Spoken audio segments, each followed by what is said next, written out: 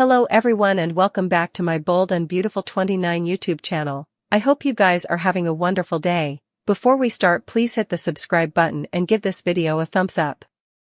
Brooke just took it as pure luck when Steffi brought Hope back into the Forrester Creations fold, but Ridge knew there had to be commodity further going on. When Steffi jumps to Hope's defense, Brooke and Ridge suppose commodity must be seriously wrong. There's no way that Steffi would be speaking like this unless there was commodity going on that they didn't know about.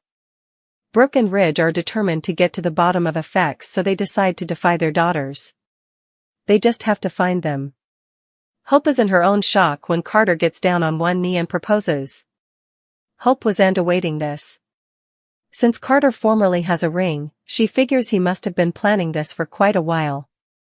Hope isn't relatively sure what to say because she just said about her ex-husband was dying and marriage has been the last thing on her mind. Unlike when Thomas proposed, Hope is suitable to give Carter a straight answer. Will marriage bells be ringing despite Liam dying? Could Liam end up being the officiant?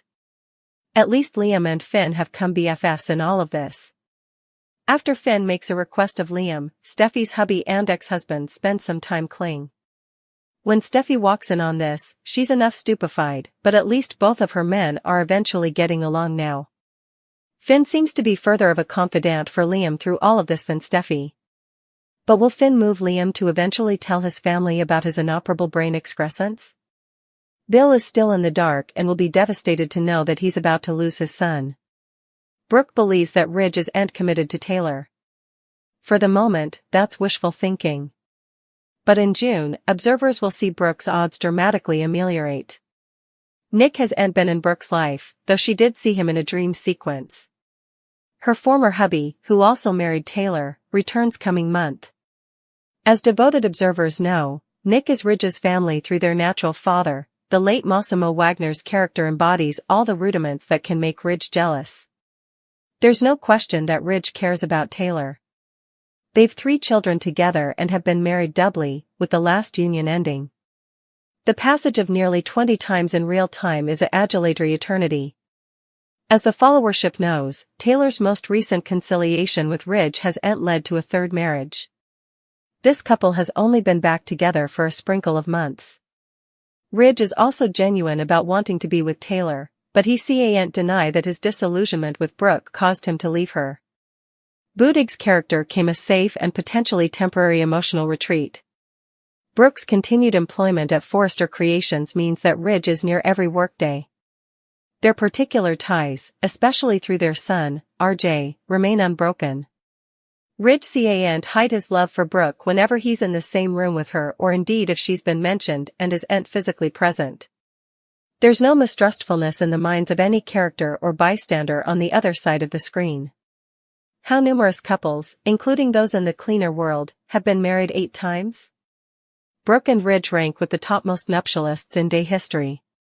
One could cite their 8 breaks and multiple fresh ages of separation that came while they were married. Yet, Ridge doesn't disagreement Brooke when she confidently speaks about his love for her. Nick and Brooke have a son, Jack. He was last seen as a boy. Taylor was the surrogate, which reminds suckers that this is a small. The below tale included plenitude of pressure, as Jack's birth and the original period of his life included a guardianship battle, Taylor's boozing, and her ultimately asking Brooke to help raise him. It's great to mine this literal home by writing Nick back into the show, likely representing the romantic adventures and conflicts he and Brooke endured in the recent history. We are smart and know that Nick's return, including position scenes in Italy, will snare Ridge's attention. Taylor will feel the impact, and this enduring triangle, or cube with Nick's addition, will be in flux again. Brooke will pitch a party plan while Steffi faces grave peril. Ridge will also sound the Luna alarm. Steffi will raise some red flags while drooling with Brooke and Ridge.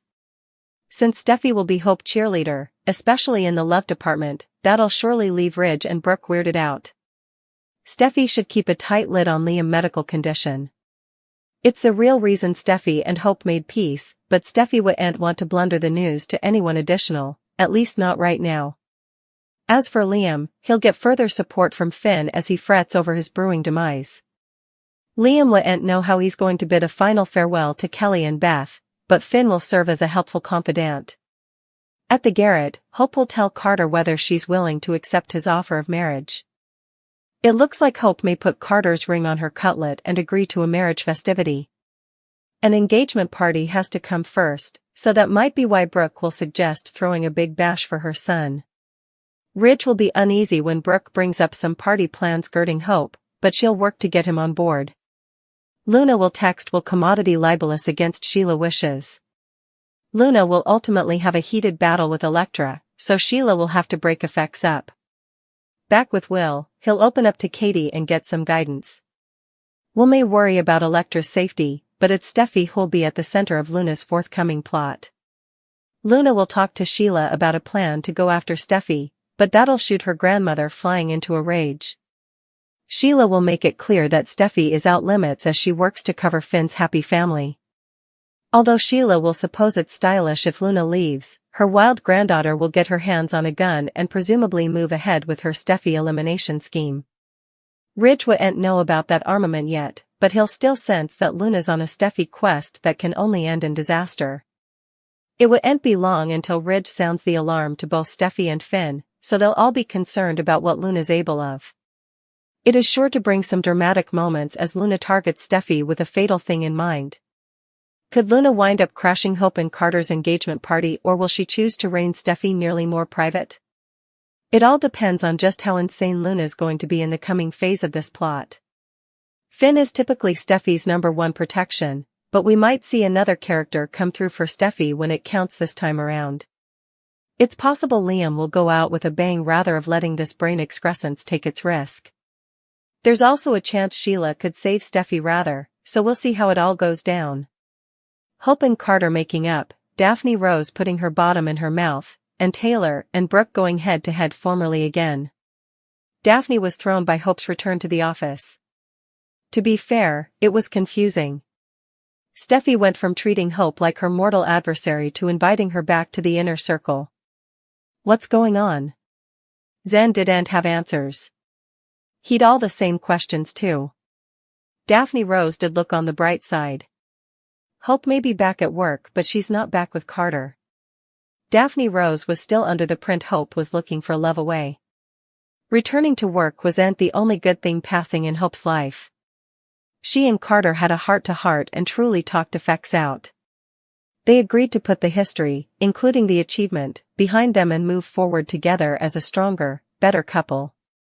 Soon later, Hope kissed him and left to check in at Forrester Creations, and Carter called Daphne over. Daphne Rose came to the garret auspicious about how this would play out. She apologized to Carter for his broken heart and assured him he'd find love again. She also wore her heart on her sleeve and flattered him to no end. Carter played it up for a hot nanosecond and indeed let her admit she's fallen in love before dropping the lemon. He's a man in love, just not with her. He and Hope are together again. In the office, Katie used a press release to try and push Ridge back into Brooke's arms. Sure, yes, he's with Taylor now, but everyone knows he misses his Logan. She reminded him of his history with her family and the love they participated. To his credit, Ridge shut Katie down. Yes, he's with Taylor, and that's where he wants to be and where he's going to stay. Across the hall, Taylor boogied into the design room to push all Brooke's buttons. And she did. And Brooke pushed right back. Brooke teased Taylor about that moment she participated with Ridge on the runway, but Taylor played it cool. Sure, Ridge had a moment, but that's all it was. Nothing more. Not also, not now, and perhaps not ever again. Hope was beaming by the time she reached the design room, but that smile turned sour when she saw the mood her ma was in. Taylor slid over to the main office just in time to watch Katie leave. She joked about Katie lobbying on Brooke's behalf and Ridge didn't deny it.